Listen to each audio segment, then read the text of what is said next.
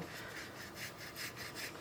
get my whole paper wet, because when we are, like, if you think about clouds or lifting, like I'm going to lift out pigment and make like clouds.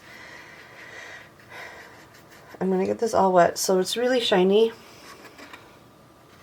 See how shiny it is? That's the water on top of the paper. That's what we want to see.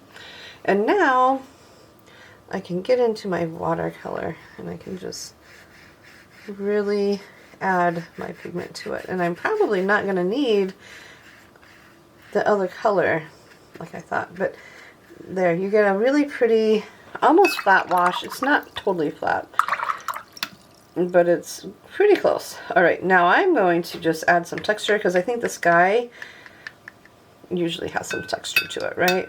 And this is just splattering. I'm just splattering it. And of course I have my washcloth, so I don't mind splattering. Now I'm going to take like a Kleenex.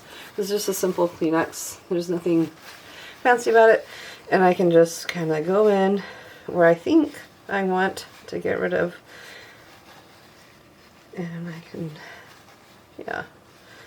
And honestly, like, usually when you work with landscapes, it's lighter at the bottom and darker at the top.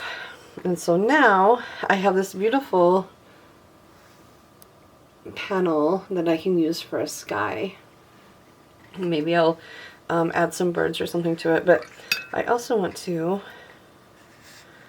just add a little bit more water right in there. If you are lucky, if you are careful enough, the watercolor pigment wants to stay on top of the paper, and so if you catch it in time, you can kind of blend it with your watercolor, with your brush, and the watercolor just kind of goes away. But that takes some practice, and I know it just takes practice. So when there's a sheen to it, that's when you can really play with your pigments.